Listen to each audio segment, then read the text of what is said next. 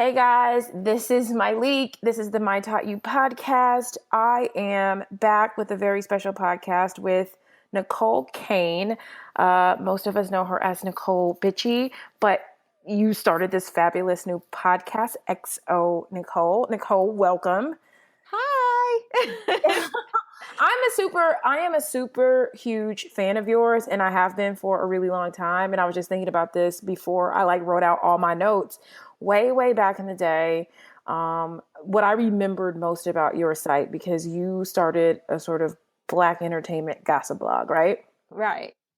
And I was like, I always went to your site because you made it easy to cut up at work. Because when you couldn't watch the video, you had very detailed captions like, this is what happened in the video if you can't click play right now, you know? So I used to always feel like I'm not too behind on the tea because you just did such a good job at that. Did you purposely do that as a point of difference? Well, I knew me personally, if I'm on the go and I want to know what's going on, that I can't sit and watch a video at this point in time. So wouldn't I want it transcribed? So I know my writers at the time could not stand when a long 60-minute interview came out and I'm like, girl, you got to transcribe this. We need the cliff notes. Yeah, but I just always thought, and I never had a chance. I didn't know you. I wasn't able to tell you that, but I was just like, no matter what, you always, it never felt lazy. I always felt like there was so much effort in what you do, and I still do. Oh, thank you. And I think it helped that I have always looked at myself as my target audience. So it's easier to know what my target audience wants because it's what I want. So I'd want to see, a video transcribed or at least a highlight. And I remember there was a point of time when blogs would only put up a video and 2 sentences, such and such visits the Breakfast Club. And I'm like, what? I got to listen to this whole thing. So, Yes. I mean, and they would be 18 minutes all the right. time. Is we finished or is we done? Please clip it, make it short. Pre-Insta video. I'm the type of person, if I click on a video and it says 60 minutes, I might have an anxiety attack. Right. So, yeah. Same. Okay. I feel like I just have so much to unpack with you. I feel like something else that you did on the site, and then we're going to get into XO Necole, but I felt like, let me just talk about what I know is that I always felt like you went out of your way to make sure that good experiences were shared on your site. I remember there was that part of if you had a good experience with a celebrity, send the photo and send the good experience. 100%. And why was that so important to you, Necole? Because we're so bombarded with negativity. And I think in this day and age, people are so quick to point out flaws in celebrities, point out, just looking for the negative in situations. And I felt like there needed to be some balance. So yes, if you had a positive experience with someone, let us know, or if they changed their life, or let's broadcast what they're doing when the cameras are off and or they don't think anybody's watching, So yeah. That's why it was so important to me to make sure that we gave balance and we showed the good and the positive side to people. And you know what? I just looked at my phone. It's random, but I just looked at my phone, and the launch of XO Necole was actually exactly a year ago on August 26th. Yep, August 26th. This is amazing. And we are talking today. And so I'm sort of slightly, and maybe I'm not really breaking the rules about this podcast, is that I will only interview people that I've met. And you probably don't remember, meeting, but I remember meeting you. But more than this, we had a 2-hour phone conversation about you launching XO Necole. Yes. But I met you when you were still in your entertainment. It was at a beauty suite. I remember. We were kind of running. Yeah. I was out of the entertainment business and you were still in it. And I remember seeing you, and I never said this to you, but I remember looking at you and going, she's not into this. Like, At all. I could tell, like, there are people who, when they're in it, they love it. And when I was in it, I was younger, 20 something, I really loved it, but I could just see in your face, like, she is so done with this. Yeah. Yeah. But I don't And know that you knew that at the time or you thought that. Maybe you did. I did. I mean, it's crazy when you're not into it because people can tell, and so it's hard to build a brand or Yes. get it to the highest level you can take it if you're not into it and people can tell. Like, Right.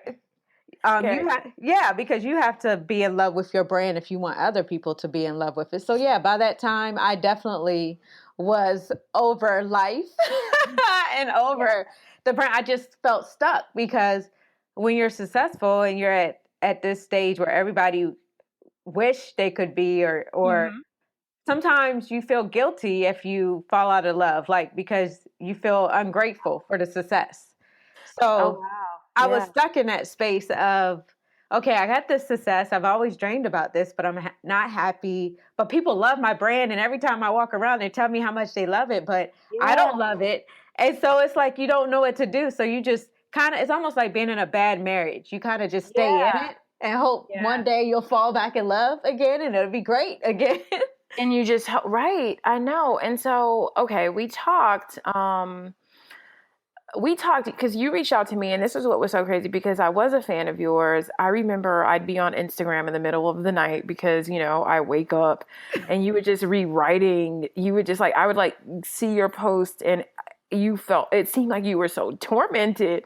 And I remember just like every chance I got to just be like, listen, I also worked in the industry.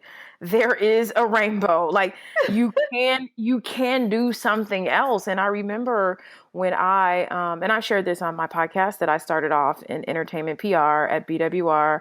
Like my boss was the woman who did the PR for the launch of American Idol. And, I went on tour with Linkin Park and all these cool things. And I remember when I walked away from the industry, my industry friends like looking at me like, what are you going to do? Almost like you're on the outside of the cool kids and like how do you even feel like you have value now, And I was like, I remember my girlfriend came to visit me once I moved to Atlanta, and I was like, I'm going to do the same thing you're going to do when you're out of it because it's not a business. It just is not a forever thing sometimes. It's just not. It's not, and I think everybody burns out differently. And if they can't get themselves out, like you just hope that you can have a happy ending, that some people 100%. don't get to have the happy ending. But before we get into the healthy version of Necole, Little Miss traveling from London, Little Miss Pilates, Little Miss exercise, body competition, protein bar, I want to do a little bit of entertainment tea. I mean, you work too long in the business. Who's your favorite? Like, who are some of your favorite celebs? Who's nice? Um, Who do you love? Like, Monica. who are you still cool with? Yeah, Monica. Well, Monica Brown, I think, Yes. is a very extremely sweet person. I There's so many people like that kind of. Who else is coming to mind that you're just like, oh my God, they're so Who surprised you? Like, who surprised you? Is like, wow, I didn't realize that person was gonna be so cool. Or maybe some people don't realize how cool that person is. You know what, and it goes back to what you said about like when you get out of entertainment. Mm-hmm. I feel like a lot of people I've met in entertainment, and it's the celebrities and people behind the scenes as well. Yeah. They're so caught up in titles and success and the fame, and it's what validates them. And that scares me because when you decide to leave or you're no longer on top, it's almost like that snatches away your self-worth and you don't feel like you're of value to anyone. Yeah. And that is one of the most scary things. And I feel like a lot of people that I meet, they have the potential to be great people. Mm-hmm. Listen to me. I believe Yeah. in potential. Like, so I Yeah. don't take it personal if like a celebrity is like rude, a bitch, or whatever, because I feel Mhm. like, oh my God, at this point, they're tormented. They're Yes. tormented and they're going through this process of who is around me for me, who will be Mhm. here when I lose everything. Yeah. And so I don't take it personal. So it's hard for me to think. I like Monica only comes to mind because I feel Yeah. like she's never been so caught up in this entertainment game that she lost who she was. Um, I get that from her too, and I love how she's winning right now with the So Gone challenge. oh It's like yeah, I always it's funny. go It's funny ahead. because I'm just now, I was overseas with all Yeah. this, so I just plugged in and I'm seeing what's going on. But yeah, she's definitely winning. And I remember she was the one that told me I randomly had a conversation. We would randomly have phone conversations, and I remember me being so caught up on when I was gonna have a baby, if I should freeze my eggs, and she was like, Mhm. "Girl, you don't know what's gonna happen in a year." She was like, "You take that money that you were going to freeze your eggs with and you go build a nursery." And she was telling me her story about, how she met Shannon and, things went fairly quickly. So like, she's always just been so amazing. So she's just the first person that comes to mind. Wow, that's so awesome. I do. I feel like my old boss at BWR used to work with Monica also, and I didn't really work with her, but I got the feeling from my boss that she really enjoyed her and thought she did well. But I always felt like in the time that I spent in the industry, I was like, the celebrities that you see that never go away are typically nice people. Like 100%. they're the people that, and it's like there are people that I won't say, but I always say them. Like if we were together, I can just list you some people that I have met that are huge that were huge like a decade ago that you just won't see anymore. And it's just like I had the absolute worst experiences with them, and so it doesn't surprise me. Um, 100%. Another question I had, Necole, is what did you love about the entertainment industry? Like, what did you love about it? What made you want to go into it? Because I went into it too. What was it that intrigued you? Well, I think everything is about the entertainment industry is glamorized, and I Mm-hmm. think most people want to be in that circle at some point. Oh, I'm be around celebrities. I'm at the cool kids table. Like Yes. the entertainment industry is the cool kids table. So that's what intrigued me about it. I think at the time, I kind of fell into radio and around 2004, 2005.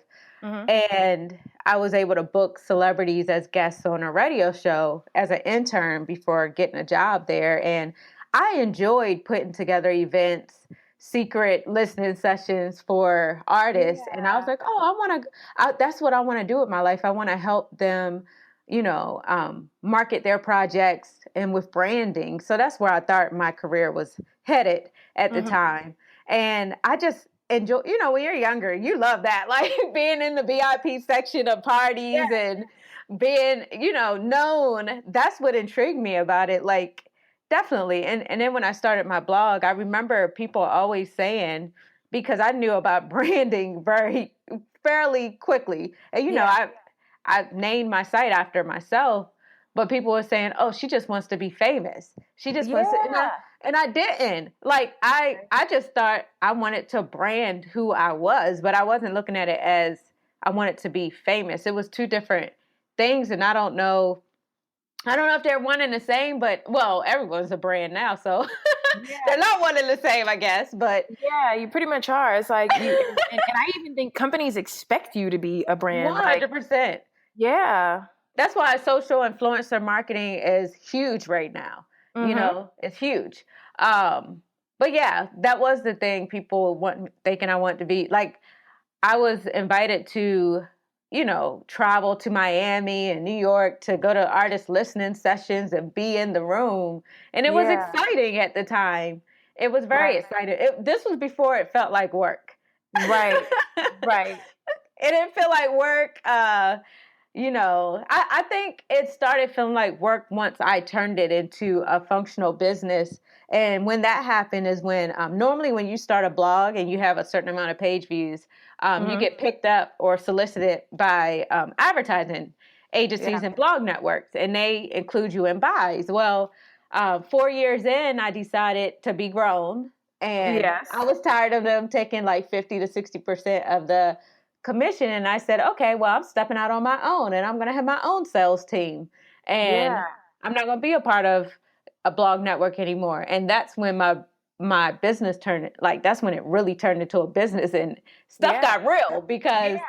if your sales team isn't selling any advertising, you're not making any money. Right. And I was like, wait a minute. Before, all I had to do was put tags on my site and Mhm. blog and travel and have fun. Now I got to worry about who we're, pitching Right. pitching the site to. And this is a real business. This isn't fun. Like, this isn't what I envisioned. Yeah, I think people, you like you said, the glamorous side of it. People don't see the dirty work behind the scenes. At all. It got so real. So, yeah. Yeah. So you were saying that people thought you wanted to be famous, and Hmm. I will be honest with you. I consume a lot of crap online. Okay, I spend Uh-oh. right from morning from sun up to sundown. I am on the internet.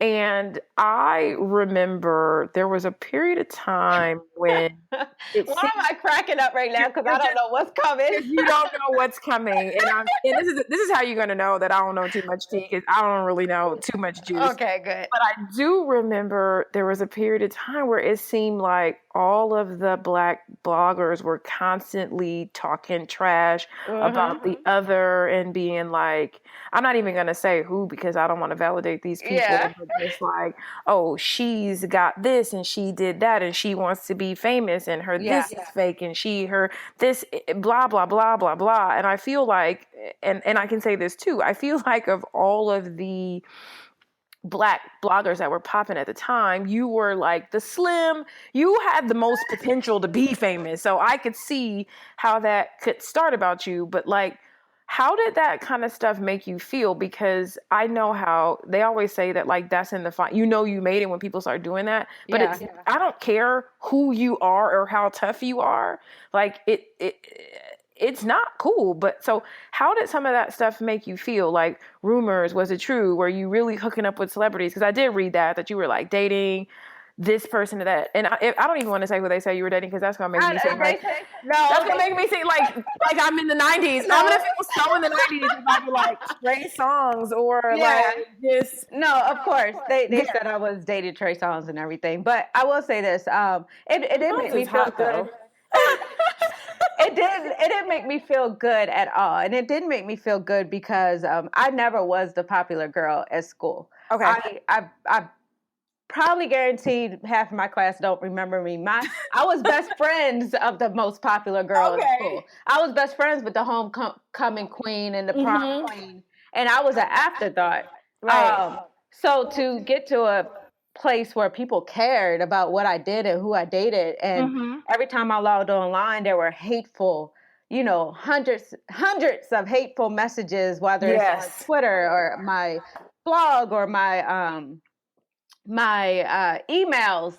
Uh huh. It made me feel terrible, like the whole world hated me, and it took a long time for me to. It uh it really shattered my self-esteem, because people would say the Yeah. most terrible things about you, and they would point out flaws you never knew you had. It's Girl. the reason. Yes.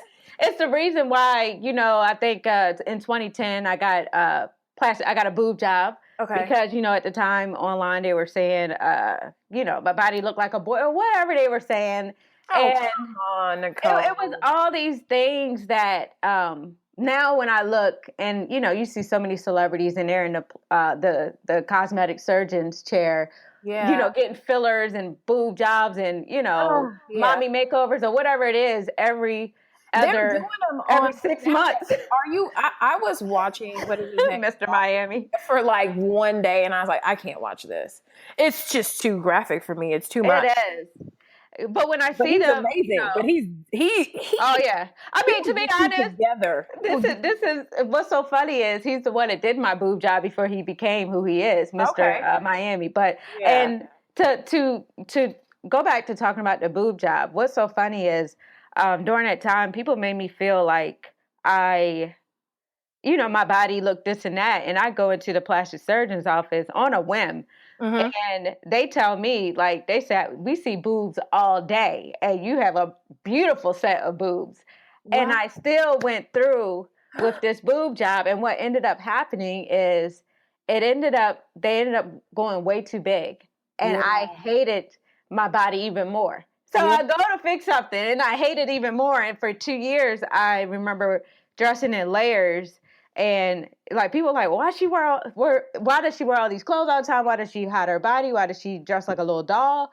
I Yeah. was hiding these big boobs that I had went and got because I was insecure. And Yeah. then I remember I think I spent New Year's 2013 in a hotel room because I went back to he wasn't called Dr. Miami at the time and got Yeah. him to take them out. But Mm-hmm. the moral of the story is that I went to fix something, only made it worse, Right. and ended up getting them taken out anyway. So like just Yeah. wasted what 10 grand or whatever it costs to get Oh it my. done twice. So you took them out. Yeah, yeah. I was like, I am not going into 2013 with these boobs. You, I mean, you, I am not taking these boobs into 2013. I can't do it. how big were they? They were when I went to get sized Mm-hmm. and at Victoria's Secrets and it was bigger than a double D, I was like, you know what? I don't even want to know how big these boobs Yeah. are. I'm just gonna wear sports bras until I get my life together and get back down to Miami. Wow. That's Yeah. this is a confession, something I've never said.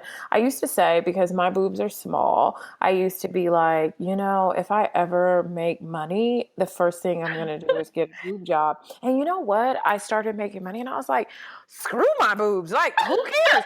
Who cares about my boobs now? Right. I can afford to do whatever I want for the most part within reason. So why do I need boobs, Right, right. And it's But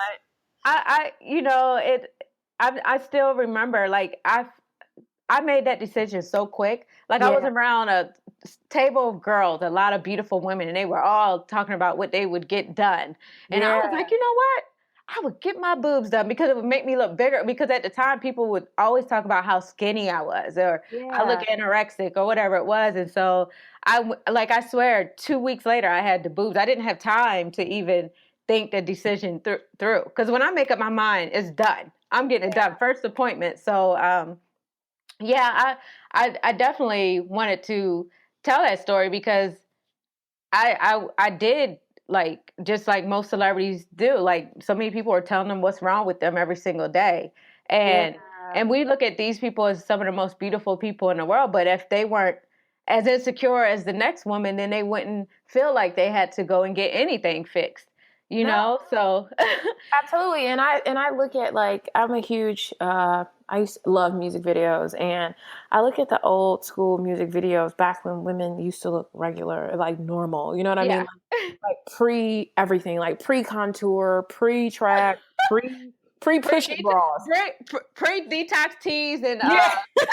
and waist trainers. Yes, and it was just like you could just be on there with your little outfit and just be living life. And I was like, that woman is gonna come back because this manufactured woman, this looks so bad. Like I was on Snapchat today and I was just looking at these young, I look at Kylie Jenner and I know she's so popular on Snapchat, and I just feel for the young women coming behind her Hmm. that don't really understand that.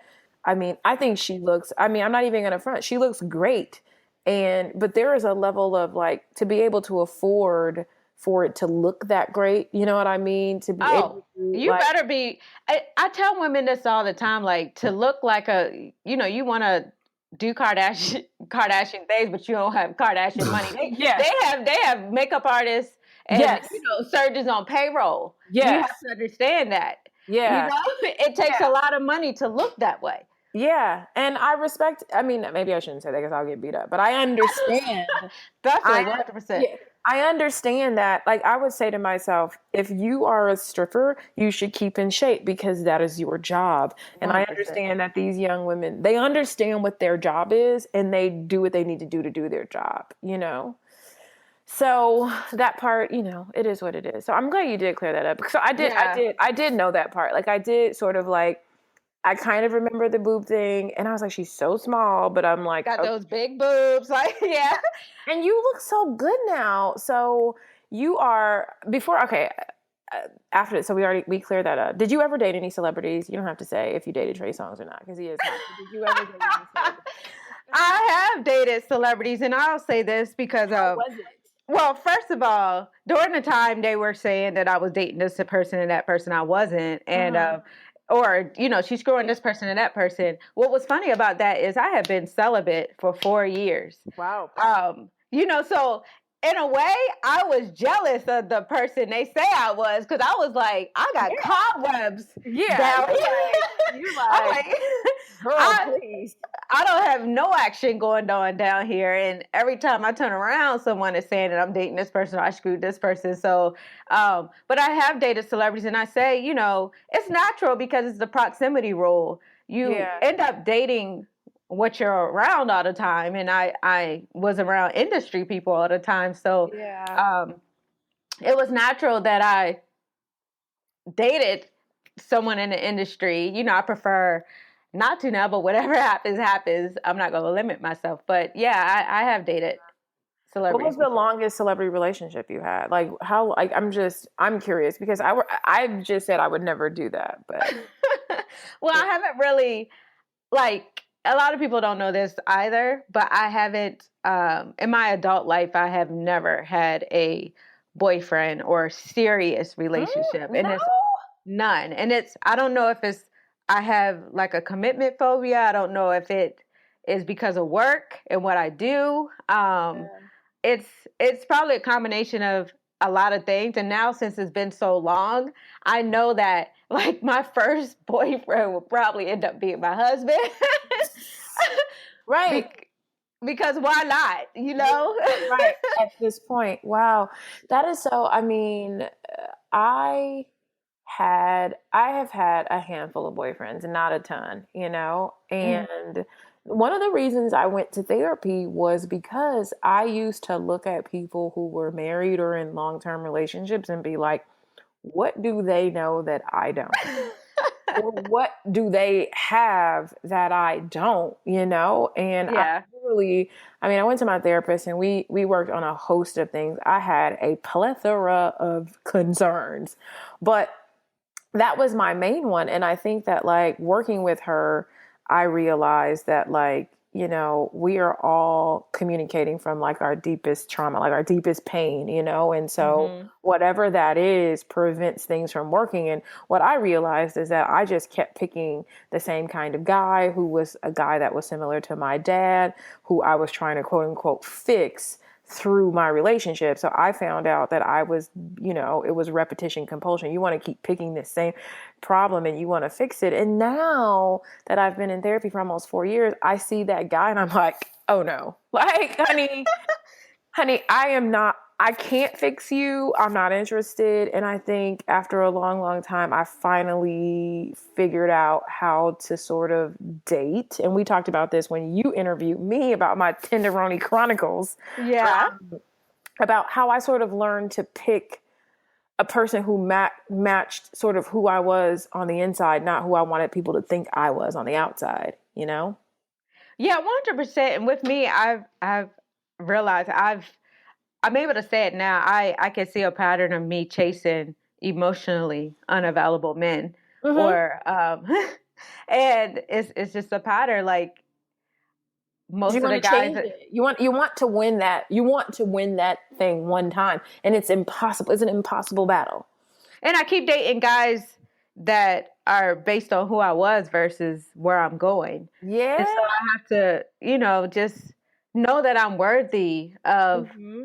someone that's great and that's awesome and that has that knows more than me so that I can grow. Because a lot of times, like I end up with people who look up to my success of what I've done, but they have a lot.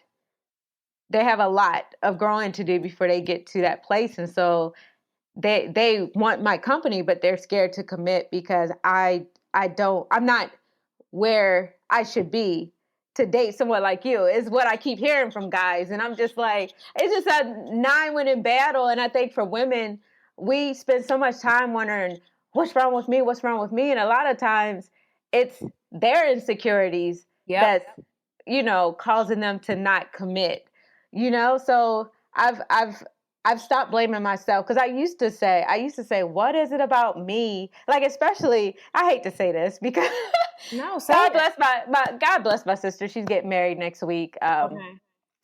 But my sister, I looked at her and I always looked up to her because I always felt like she was relationship type and Yeah. she was always in relationships. And I used to wonder, well, what is it about me that like guys love my company and like to get to know me, and not even in a sexual way because me, I hold out for a minute, but but what is it about me that I can never get to girlfriend status? Like his one and only, Right. like, this is my girl. Like it's always, we get almost there and it's like, hey girl, I'm not ready.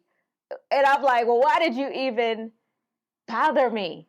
And, let me have a self-love moment. Don't even approach me and pursue me if you know you're not going to be ready when I turn around and I'm like, well, let's do this. Right. This is okay. So you have you done therapy? Because I know your story is, and I remember reading this because you've always had a personal blog in addition to the celebrity blog, Mm-hmm. and you 100%. talked about losing your parents Mm-hmm. pretty much back to back. Yeah. Yes, 2 years apart. And they were both, my mom was 41, my father was 42. My goodness. So very, very young Yeah. and very, 2 years apart, very quick. Very quick. And you were at that point. You were on your own, and you stayed with. Did you stay with your aunt? At the time, no, at the time I was off wandering the world. Okay. Okay. It wasn't until like I lost everything and Mm-hmm. that I had moved back in with my aunt Okay. in Maryland. Okay. And that just, I mean, I'm certain like just the amount of loss, I have read about women and, you to feel parentless and just sort of like how that has had an effect on you. It may be an effect on the dating. I don't know. But like, I know that part of your story always just moves me because I'm like, this is a person who has experienced an extreme amount of loss and yet you still get up and you try and you do every single day. It's like you didn't make excuses about that, which I just admire so much. Thank you. But I want to talk about this letter. And I remember when you tweeted it out, it's time for me to move on. Mm-hmm. And I remember we talked before you did this, and I believed you, but I was like, I don't know if she's really doing this. And you said this is probably the most difficult thing I've ever had to do, and I will cry after I write this. Did you cry? It's so funny. I did No. cry, You but did? but I had a brunch, or a Lori Swank Mm-hmm. had came into town and she wanted to have breakfast that morning. And Okay. I'm texting her like, girl, I'm be a little late. I'm writing up this letter because I done had to break down just a second. I'm ending this website. I gotta write this letter, and then after I write this letter, I can come and meet you for breakfast. So it was like I did cry, but it was a relief. I knew it was necessary. And Yes. I didn't know what was going to come next or what was going to happen in my life. But it was such a like breath of fresh air. And I ran off to Mexico for a week. My favorite place. Yeah. I'm obsessed with Mexico. And it was the first time I was able to go on a trip and not have to know what was going on in the world Yeah. with celebrities and et cetera, and able to just breathe for a minute. It's crazy because now it's been a year because Mm-hmm. that was July. That happened on July 2nd, 2015. Okay. Um, and I realized how much running a site like that stifled my growth as a woman Yeah. because when you're that involved in other people's lives and like, for a regular person like you, say you want to know what the tea is for the day, you get to plug in and then you get to come out of it. Yeah. Just go in to get your scoop and come back out. Like, that's it. Where when you run a site like that, you have to always know what's going on with everybody. So even when you're on Snapchat, like if you're looking at a Snapchat story, you're thinking this might be a story, Yeah. Yeah. or You can't just watch regular. you can't, or if you're scrolling Instagram, or what, everything is work. And so how can you grow personally as a person when you're that involved in other people and what they have going on 24/7, you know? And that's for anybody. And so I got stuck at like one age for Right. like 8 years and never grew past that age. So Wow. I believe I that. feel like, yeah, it's like mentally everything just stayed at one level. I never evolved. And now this year, after having been able to unplug from that and from social media, I have grown so much as a woman. And I can, when I first left to say, I can say I looked in the mirror, I had no idea who I was. Nothing. Like, I had no idea who this girl was. Outside of, you just take this title away from me and this good scoop I can give people, and I cannot tell you who I am as a person. And And now, that, I think that was a big problem. yeah. And now it's like, I totally, I can clearly see who you are today. Like, you can clearly see like who you are as a person. And so I had no idea that you listened to my podcast. And I remember you posting that you listen, and I was like, wait, what? And I just wanted to tell you that you definitely had an impact on my listenership. So I just wanted to thank you for that. And the way that I found your email address to hit you up about having you on was that I found your journal receipt. So like, I don't ever really like look at who buys what. And I'm like, oh my God, she bought stuff from me. Thank Yes, you. girl. I brought like 4 or 5 of those journals. Was given. You're like, here, you take this. I do, because I will say during this, I was in a very difficult place over the last year. Yeah. And I saw someone who had it figured out. While I'm trying to figure it out, people are looking up to me for, advice and for strength. And I didn't have any to give to people. But I saw you and I felt like you had it together. And so why not tell them, why don't I refer them to someone while I get my shit together? Right, you put the sign on the door. Right. Yeah. Wow, that's Exactly. remember when we talked and you were like that you didn't take breaks? And I was like, you are crazy. Yeah, I was definitely crazy. And to be honest, this London trip I just took was the first real break I took. After we talked, I know better than this. But after we talked, it was the first break I took since launching my Exo Necole site. And like, I'll say it now, the Exo Necole site, this has been one of the most, I can't even find the word for the year I just had. It just burned me out. The new site? Drained me dry. It drained me financially. Yeah, I think I saw you said that, and I didn't want to believe it, so I just left that out of my mind. I remember I went up to, oh Lord, girl, you gonna make me cry. No, tell me. Okay, what happened? But I'm virtually hugging you through the podcast. What happened, Necole? No, it's just, I wanted to be so honest about my transition.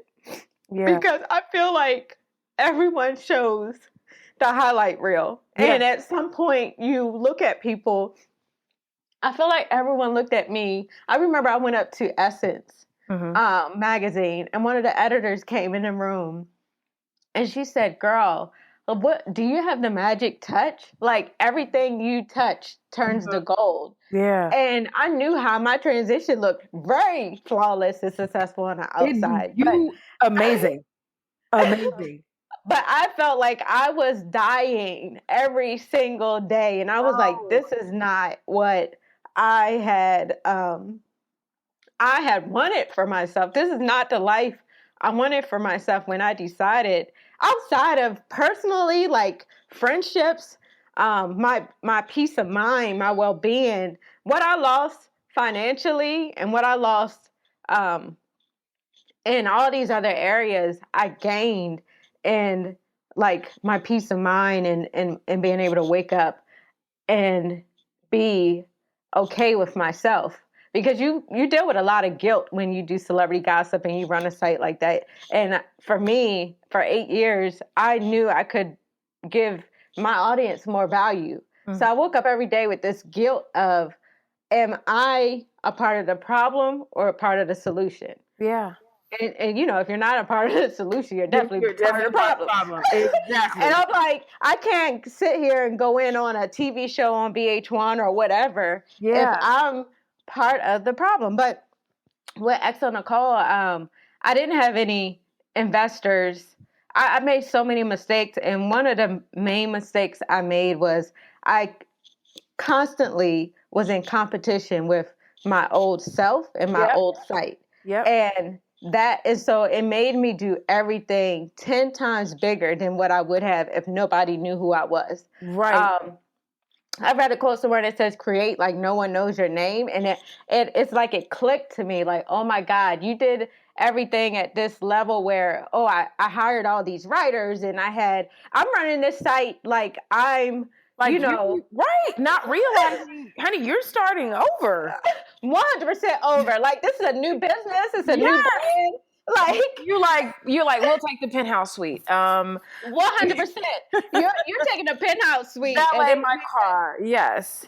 haven't made it's almost like you went through a divorce, but you're gonna still stay That's in that house very, with yeah. 3 bedrooms, but you no longer have the husband and he's took the kids and everything. You Extra need to paycheck. you Right. need to go down to that studio apartment for a second. Exactly. You acting like you got the platinum Amex, just like that, he's gonna pay for it. Don't worry about it, girl.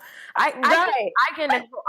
I can easily see how that happened, how you could do that, because we forget the beginning very quickly. 100%, 100%. And so, you know, I had all these writers, and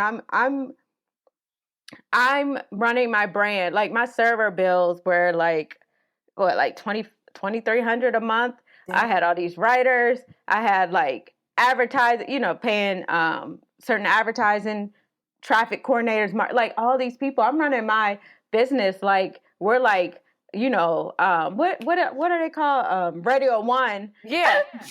Interactive One. Not know, like that's a, you know, multi-million dollar, billion Right. dollar company. Right. I ain't no multi-million. I don't even have an investor, but I'm running my brand like I do. Yeah. And so what ended up happening, I ended up draining my own money, my own bank account fairly quickly. Damn. And then I borrowed some money, and that, you know, went through that kind of fairly quickly. And so this, now not only have I, and you have to invest in yourself before other people do. And I noticed that, like, I had to bring my brand to a level where advertisers would want to advertise with us, but it's just, there was a lot of money going out before, Yeah. you know, IOs and stuff started coming in. And so I found myself in um like six-figure debt. And I remember like being in a parking garage. And I'm sorry. no, no. I feel like, and I wish that we were gonna get together, because I want to come to Arizona, but the thing is that I think it's so imperative that, because your transition looked incredibly flawless, and these are the stories that we don't get to hear. Right. You know, we need to hear these. 100%. Yeah, we need to hear these stories. I remember being in the parking garage of my place and feeling like I had nothing. It was probably like February of this year. And I remember calling my aunt, the Mm. same aunt that kicked me out, you know, when I started Necole Bitchie. And I just asked her, or I texted her, and I said, hey, if I wanted to come home. Like, is it okay? Would I be able to, go back to the same room out? And that hurt me so much to feel like I would have to go back to where I started. Right. And I think that was when I opened my eyes and I was like, something has to change. And I felt like I was failing in front of, like, I was so scared of what people would think if they knew. And Uh-huh. I remember, like, I'm into energy healing. I went to an energy healer before I left my celebrity gossip site. And then I went to her a little bit prior to me calling my aunt. And she said to me, you created the same chaos in your career, Uh-huh. and the same, like, you left one site to create the same, not the same type of site, but the same type of worries, the same type of stress. You're back where you started. Like, and that's the thing, we repeat patterns. And so I naturally felt like I know how to do websites, so I'm going to create another website, but I went and created another website and gave myself twice as much stress as the last website, Right. and I was like, oh my God, like, that was so profound to me. And I think I got to the point where I was like, you have to restructure your business. It doesn't matter, like, quality over quantity. You don't have to put out 8 to 10 posts a day. You don't. Because, like, if you think about it, 8 to 10 posts a day, and if you're paying a writer however much you pay, that adds up. You got a big bill coming every day. Yeah. um, you don't have to put out 8 to 10 posts a day. Just Uh-huh. focus on the quality interviews, focus on the quality videos, focus on the Yeah. quality events, restructure. Like, no one's clocking how many Right. posts you put up a day No. No. at all. They just want to know when they go to the site, it looks good and you have some great stories on that homepage that they can read. They don't care Right. if you post once a day or 10 times a day. Right. And that's when I realized that, and I peeled back, and like, I had to do layoffs and stuff, but that's when life opened up for me and got better, and I didn't feel like I had a lot of turmoil anymore, and things started turning around. And ironically, that's when we started getting advertising IOs, and the brand started knocking on our door. Wow. And but it took like 8 or 9 months of total, like, I hate my life. I could Yes. jump off a bridge every single day. People Yes. think I'm happy. I hate it. I feel like a fraud. Yes. For me to get there. But I have to tell you, Necole, that like the kind of what you're doing, and when we spoke in July last year, I was like, you are going to do something that is going to help and heal so many people, and this is so necessary. And I had gotten to a point where I had outgrew the celebrity gossip, but the kind of content that you are now putting out is magical. You are having every single conversation that needs to be had, from, how to tell when someone's emotionally available to egg freezing. And you and I had a long talk about how I ended up spending my money trying to freeze my eggs, and all of that. Yeah. Yeah. So I just think that it's amazing. But like, I read that you said fitness saved your life. How did fitness save your life?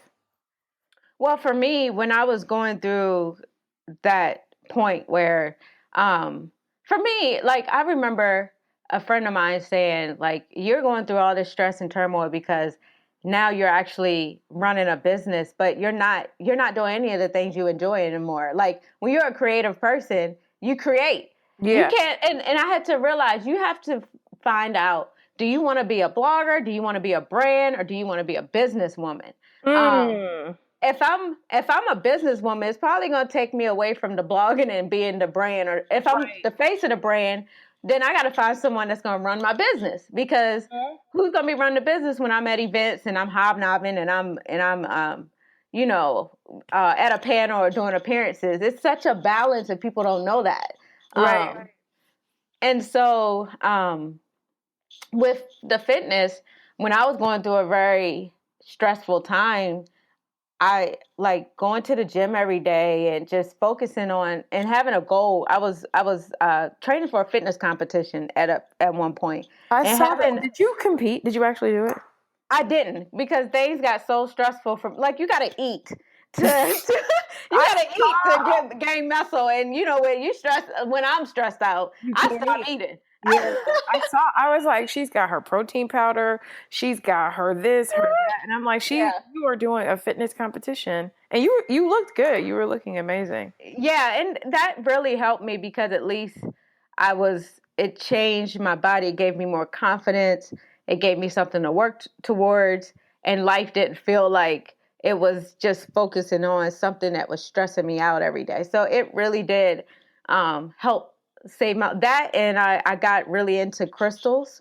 Okay. I'm really into crystals, and I'm just really into self help. Like the woman I am today, talking Yes. to you, is just so different than who I was 6 months ago or 12 months ago. Like I look in the mirror and I love me, and I love Yeah. and I'm able to accept that.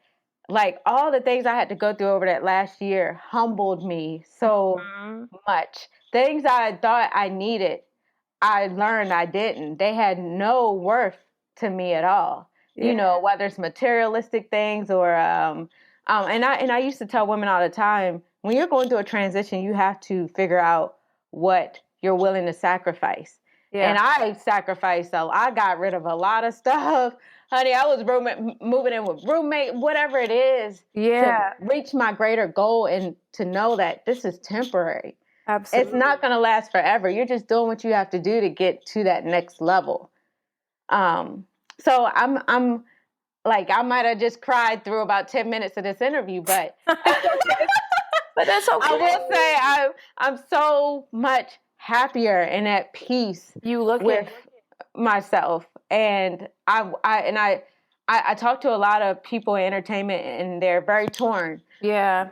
They're nearing that transitional stage, and it's very scary for them because I know that a lot of their value is wrapped up in those titles, and I want to be that example of yeah, it might be rough that first Yeah. year, it might be rough for the first like I know it's people that look at you and say, "Gosh, why she got it all figured out? Like she But got they her house, she got her yeah. boo, her man, But she barely working." Like this is the thing though, Necole, is that the space that you went through, the year that you felt you cried about, Mhm. I did that pre-social media. You know what I mean? Right, right. I think it was barely just Facebook. And I just talked to Lovey a couple weeks ago, and I was telling her why I don't share full-fledged photos and videos of my boyfriend today, because I left the industry. I moved to Atlanta to date an attorney. And I was like, you know what? I'm 30.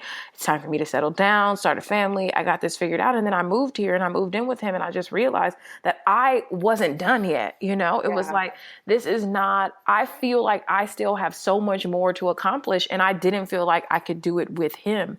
And so I break up with him, and then he puts me out. So like this is how stupid I was. I just like I decide that I am no longer interested, but I want him to let me stay in his house until I figure it out, right? Yeah. In what world? Yeah, hey, so I'm done. And then I was like, maybe I changed my mind. I'm not sure. And then so he was basically just like, get out. And I moved out, and it was like reality set in. Like, yeah, I felt like I had more to do, and I felt like he wasn't the person for me. But guess what happened when I got out, Necole? Your girl had no furniture because I left it all in LA and I had moved in with him. So I moved into Yeah. this place. I had no couch. I just told somebody today, the dining room table that I had, girl, was thrifted IKEA. Like I couldn't even afford real IKEA furniture. So Thrifted IKEA. Yes. new levels of lows. Like it was thrifted IKEA furniture, and I had no couch. I had nothing. I remember the day that I had to buy a can opener. You talk about tears. I felt like a total loser. Like I am 31 or 32, and I am buying a can opener because and that is one of the many things I need.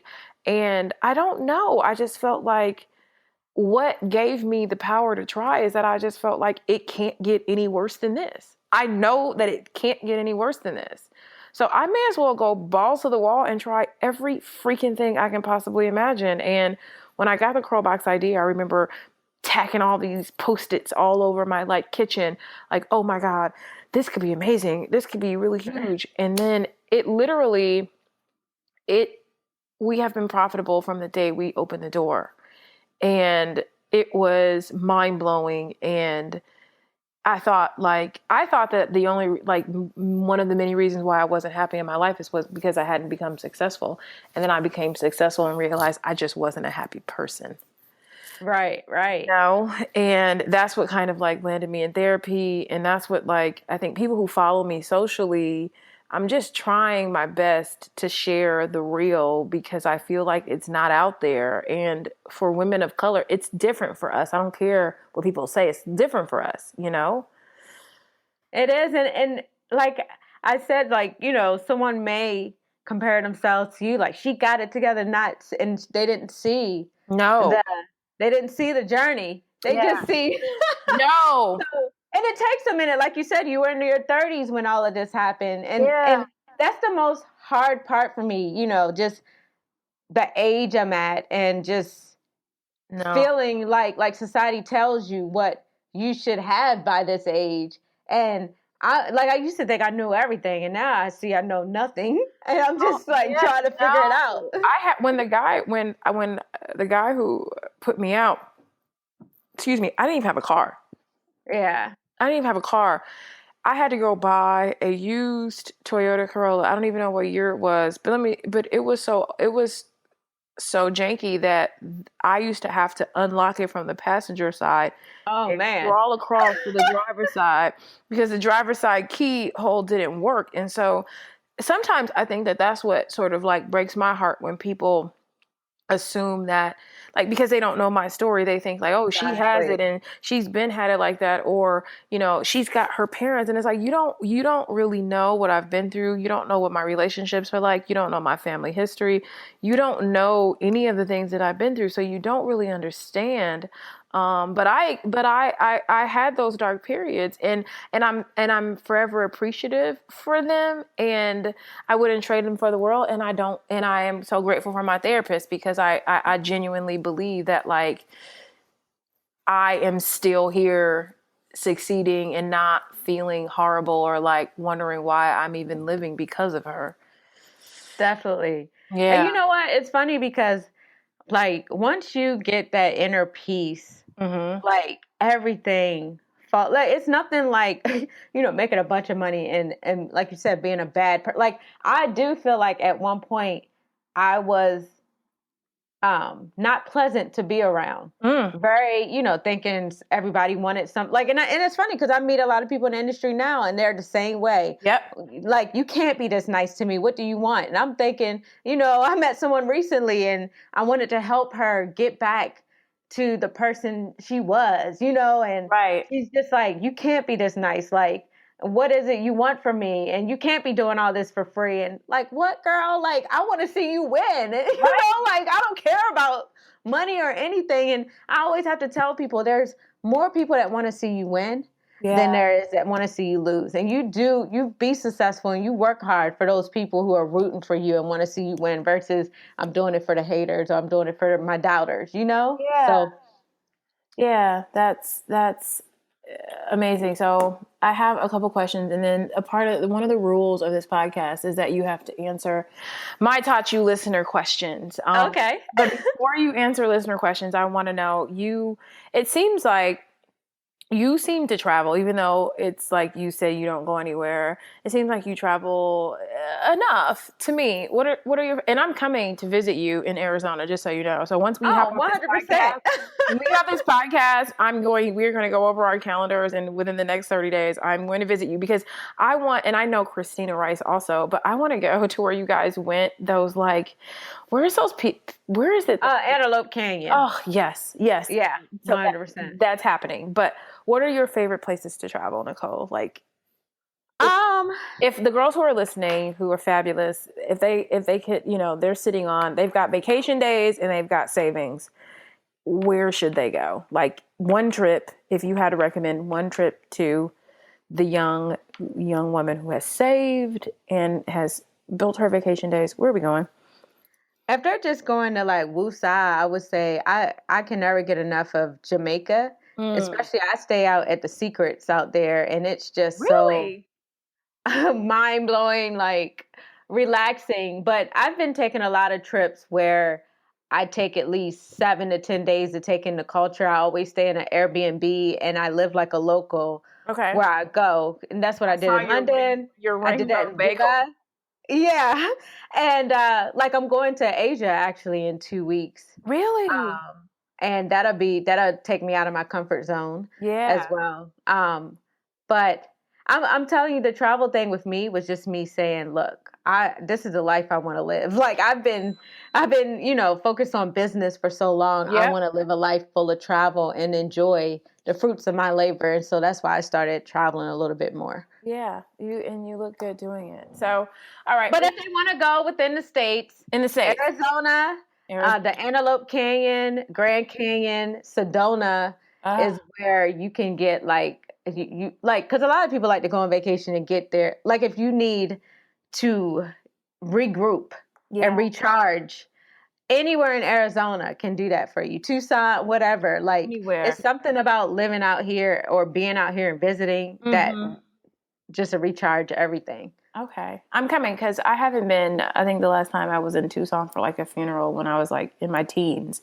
And every time I see your pictures and I know you're there, I'm like, I'm coming to visit Necole in Arizona. Man, let me tell you. And every time I leave to go on a vacation, I can't wait to get back. That's how I know this is the This place is for your me. place. You found your Yeah. home. That's Yep. amazing. It's something about finding your home. I'm from Los Angeles, and even though it's like my boyfriend hates Atlanta, I just am like something about being here. And I travel a ton, and I don't even go out or like it's like my home is here. But I feel when it's like when we start descending into Hartsfield Jackson, I feel like I'm home. Yeah. It's important to have that home base. Where does your boyfriend live, if you don't He mind? lives here in Atlanta, but Oh, okay. he's from New York and he's lived in like Philly and he's lived in Maine and I just think he kind of feels like you know Over it. yeah, Yeah. and he doesn't, he doesn't he's in the art world and it's like, movers and shakers and similar to entertainment. It's like clinking Yeah. glasses and openings and I just think that like there's a different thing that you appreciate when you get to slow down. Like I like Atlanta for for being able to Delta is here. I fly Delta exclusively. Oh, me too. Yeah, Me too. I love yeah, Delta. I can get anywhere, anytime with no layover, direct flights. And so I'm like, I just got approved for platinum parking at Delta Nice. in the airport. So I am guaranteed a parking spot at the airport on the ground level. Yes. So I just am like, I was like, I live here. It's just I always say that like my stuff is here, but I am a citizen of the world. You know what I mean? It's just like um, my car and my stuff is here. My address is in Atlanta, but I live in the world. It's very important. I want to add to find, like, I've lived in what, 10 cities over the last 8 years or something like that, 8 cities over the last 10 years. And it's very important to find, like, home. What is home? Mm-hmm. And make sure, like, when I came back here from London, my bedroom was zen. Like, it was Yeah. like I had walked into a castle, Mm-hmm. and it definitely has changed my, business, my social life, my everything of just creating a home and a space where I can, Yeah. regroup and really feel I know. good. I know. Yeah. I know. My boyfriend's like, want to stay at the W tonight? I was like, why?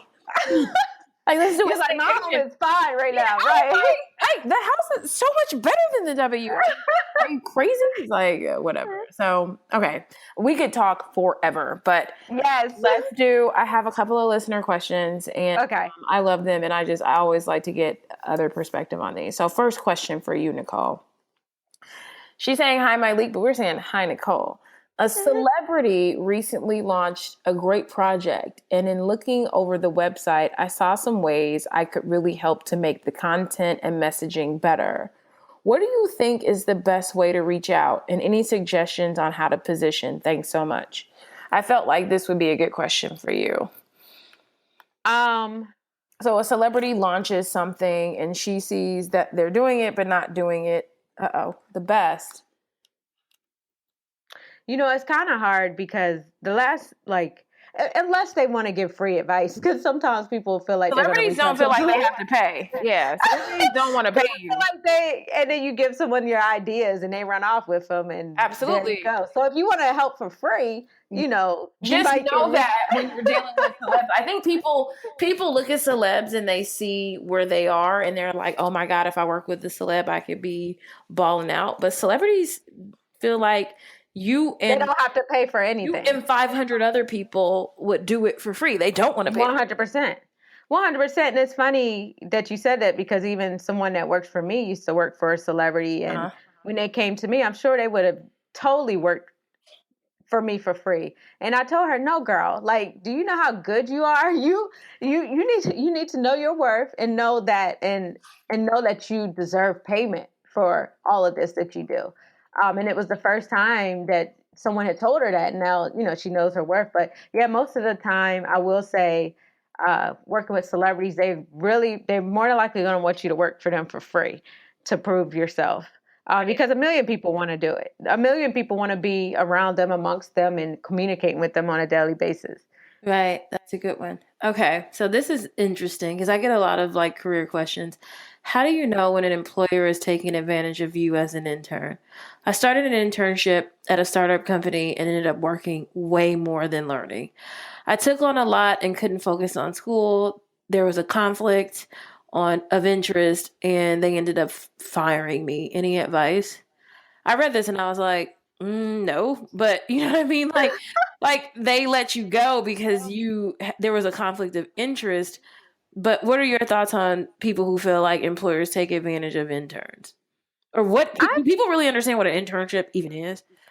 you know what? One of my biggest problems in business is I don't know how to have interns. I don't know how to have people working for me for free, because I feel really bad, Yeah. because I know, like, I think I don't do any free work. I pay okay, good. everybody. I was gonna ask, like, how do you navigate interns? But with me, I just know that so many people are struggling. I cannot have you working for free. Like, I Yes. know you need something, but I don't know. Like, when I go into an internship, I used to go over and beyond. Yes. And I don't think I've ever had an internship that lasted over 3 months, because they were like, this girl is working like she's on a real episode of I Want to Work for Diddy. Yeah. She's like, I'm trying to get to it, girl. Yeah.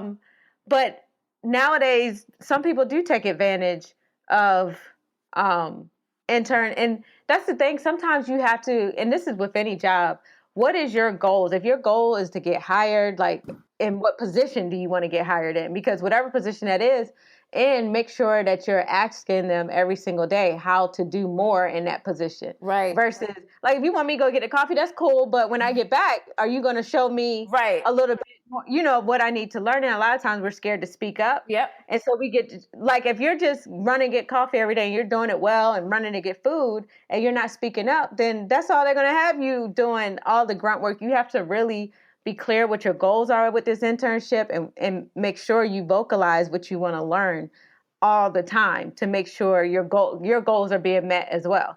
Yeah, that's very true, and I think a lot of young people don't really understand. And I think you have to say, like, okay, there's how do I get the internship? What do I do once I get the internship? A lot of people just get in the door and then they don't figure it out. So that's it. And my thing is, like, they've already fired you, so I don't really have any advice on that. Well, but if she goes to another internship, at least she Yeah. knows, like, I have to be more vocal of what my goals are. Yeah, I'll go get this coffee or make copies. But like I said, when I get back, Yeah. I need you to teach me how to do this, because at least when you leave, you've learned something, versus I just got coffee all the time. Yeah, and skills that you can put on your resume. Okay. Exactly. This is the last question, and I don't know. You said you have done therapy, right? I have, but the therapy that has helped me the most has been hypnotherapy. Okay. And what is hip? I don't do well with, like, just talking to someone about my problems, because when you do therapy, you really do have to you have to gain that trust in that person. And some therapists are just not right for you. And then you have to start over with another therapist and start from the beginning, and it could be a painful process. Yeah. Um, so I haven't found a consistent therapist, but I have had hypnotherapy, and it helped me tremendously. What is hypnotherapy? Hypnotherapy is when they talk to you first about what it is you want your result to be. Okay. Whether it's, hey, I have abandonment issues, and every time I date a guy, I'm always thinking about when they're going to leave me or abandon me. Like, they can reverse, put you under hypnosis, Mm-hmm. and they can reverse your way of thinking. Oh, wow. Yeah, it's very powerful. Like, it's helped me with forgiveness. It's helped me forget some things or hangups in my teenage years that would affect relationships moving forward. Mm-hmm. It's helped me a lot. Okay. So I definitely recommend it as a form of therapy. Okay. So her question was, and so this is our final one, but it's okay. How did you get comfortable with talking to your therapist? I don't think I would be able to be vulnerable and talk about everything with a therapist. I'm not even able to do that with my friends and family. And so I guess you are just like this person. Would you say that to be the case? Like, you just haven't gotten comfortable? Yeah, I'm kind of like that like, like, you're lucky Mm-hmm. to be able to find a good therapist that you can go to consistently. How long have you been going to your therapist? And you go once a week, right? Every Tuesday. Every Tuesday, 5 o'clock. I am there. Yeah, I do. I feel comfortable with her, but I will say that I do think she's very good because when I went, I had gone to a therapist in college, and I think I might have gone to like 4 or 5 sessions, and I was just like, I didn't really connect with her, but she said some things that I felt like helped me get over my hump and get me back into college. But my current therapist is like, she's not afraid to get me together. I am very strong. I am very strong. And she talks about that on days when she's being like, there are days when she's very complimentary, and I can tell that, like, sometimes we'll have conversations and I'll tell her about something in my life. And I think the last time we got together, I was like, is she about to cry? Like, I could tell that there was a point where she felt sort of bad for me based on like what I had experienced in life, and just feeling like you were just not a person that deserves that. But when I first went to her, I was like, so this is all fine and dandy.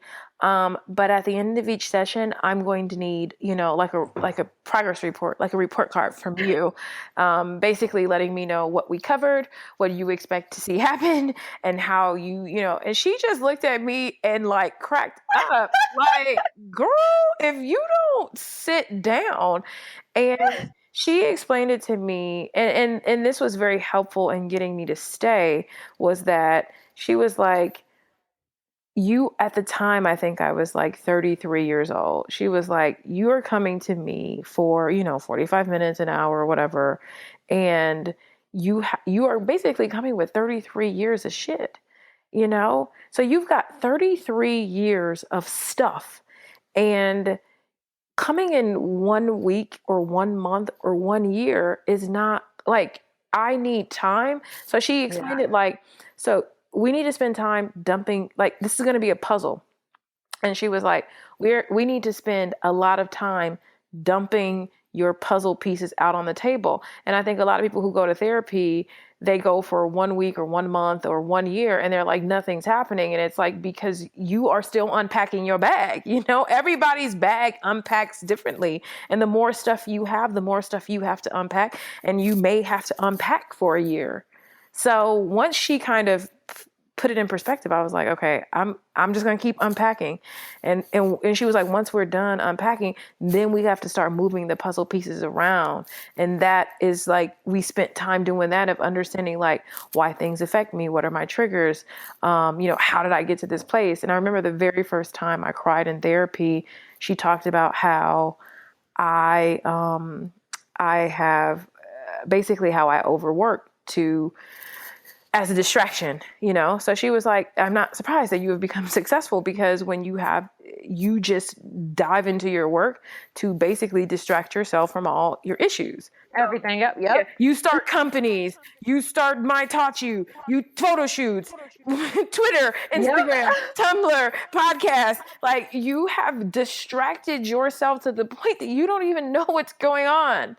And I just, hot tears ran down my face. And she was basically like, you started it as a 5-year-old, you know? You think about what you go through in your home. You started this at 5 years old. And now here I am, you know, at the time, 34, 35, successful. But like, how I got there broke my heart, you know? Yeah, Like, definitely. like And I'm that's a here good because point I you made. hurt. I'm here because I hurt. I think that she made a good point. I feel like that's exactly what happened in my case. Like Mm-hmm. I worked myself I never grieved. I don't think I properly grieved for the loss of my parents and all these things, Mm-hmm. turmoil that I went through in life. I just worked my way through them. Yeah. And when I say worked my way through them, I meant like worked, like Yes. really, and that's how success came because Mm-hmm. I didn't have time to stop and think about all those things that were like picking Real. at me and tormenting me. Yeah, Yeah. and address them head on. Yeah. And that was, I think, the thing that made me cry, is that, you know, I just worked to cover up what my issues were. And so it's like, yes, I'm successful, but I'm successful out of pain. And that just made me cry, you know? Yes, 100%. Yeah. 100%. Yeah. Well, at least it's all like coming together Yes. for you. Like, Yes. I oh think, my God. Like, when you get to a place where you look back and you're like, oh my God, I've gotten through the hard part. oh gosh, yeah. And I also think that, like, you know, I've gotten through what I believe was the sort of hardest part. And I know that, like, life is peaks and valleys, and more things will happen. But I have never, like, Necole, I would look at people that looked content and be like, I want to live, like, you know, you see people on vacation and on the harbor, on the boat, just laughing. They look so free. And I'm like, I want to be that person. I want to be that. And I feel closest to that than I've ever felt in my life. That is amazing. Yeah. All I wanted was for me, I, what I wanted, like outside of like success, money, anything, I just wanted to have a good spirit. And so when I walk in a room, because, as a celebrity gossip blogger, when you walk in a room, the entire room will shift. Yeah. And you are the elephant in Yes. the room. I wanted to get to a place in my life where I walked in a room and I brought joy and I Yeah. brought light to a room. Yeah. And that's what I strive for every single day, to have a pure heart and to have a peace of mind and have be so full of love, and that I pour it into other people. And that's what I work towards every day. All the money, the success, and everything else is just icing on the cake for me at this point. Yeah, and you're doing a fantastic job. But I want to thank you immensely, Necole, for coming on the podcast and blessing us with your story. We're all sending you virtual hugs. And if I'll give you a moment to, where can we find you? What are you going to be up to? We know the website is xonecole.com, but anything I don't else? even want to give you guys my Snapchat because I don't be doing nothing on Snapchat. Yes, you Like, do. You were just in London on Snapchat. I got a facial today. But yeah, you can find me, well, you can find us at xonecole.com. I'm really proud, like, even though I just, like I said, cried about the transition, that site has helped me grow so much as a woman. Anything you need to know about life, a woman has written about it on Exo Necole, from career transitions to balance to babies to everything. Mm-hmm. So definitely check out exonecole.com, my Twitter, exonecole, Facebook, exonecole, Instagram, exonecole, and my personal info is twitter.com, I am Necole, and Instagram, just Necole. Of Yes. course, Necole is spelled Necole. Yes, yes. Thank you so much, Necole. And everybody, check out those sites, because I love all the stories that she's doing over there. And until the next time. Yay! Thanks for having me. This is definitely monumental. And for me too. Ciao. Yes, it was. You know what? I laugh because this girl hit me on Snapchat before talking about why do you cry at every interview, and I'm like, here I go, like,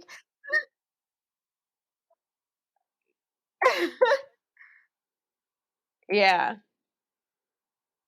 I do. It's been a very emotional journey for me, but at least I embrace it now. Like I'm willing to. I'm not hiding from it, and I think again, so many people are. Hold on, hold on. Where is it? Oh, there it is. How do I? Oh yeah, because it does says recording in progress. I don't know. We're just